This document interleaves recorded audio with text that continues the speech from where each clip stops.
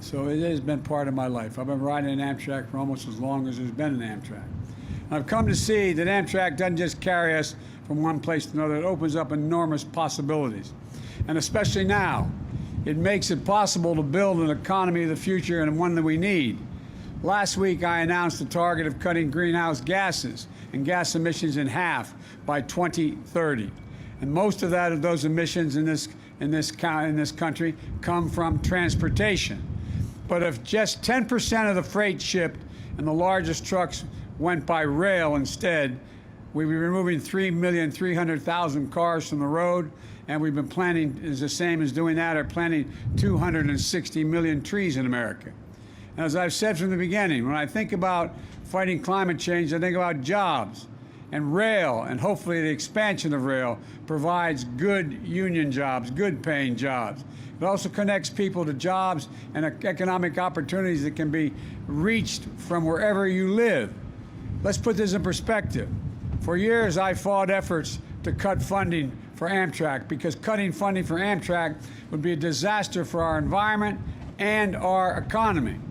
Amtrak carries 4 times as many riders between Washington and New York City as every single airline does within 50 miles of the shore from Florida all the way up the coast. Imagine what we'd have to do. A single day without the Northeast Corridor, for example, with Amtrak and the Northeast Corridor would cost the economy $100 million. If you shut down all passenger service on Amtrak's Northeast Corridor, the projects that compensate for the loss, you'd have to add 7 new lanes of highway on I-95. And consider that cost, average of $30 million for a linear mile on I-95. This is the bargain of bargains and bargains. It's economical and it's environmentally a lifesaver. That's why in my rescue plan, American Rescue Plan, we worked hard to keep Amtrak running. At the height of the pandemic, because we weren't traveling Amtrak, furloughed 1,200 employees. And we were able to provide emergency relief to keep rail service running, and we've now brought back 1,200 union workers who had been furloughed. And by the way, you get a union wage, not 15 bucks an hour, a prevailing wage. But we have to do more than just build back. We have to build back better.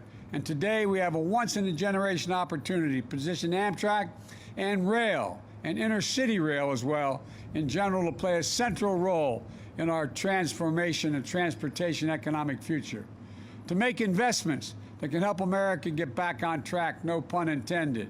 Before the pandemic hit, Amtrak's ridership and revenues were on the upswing.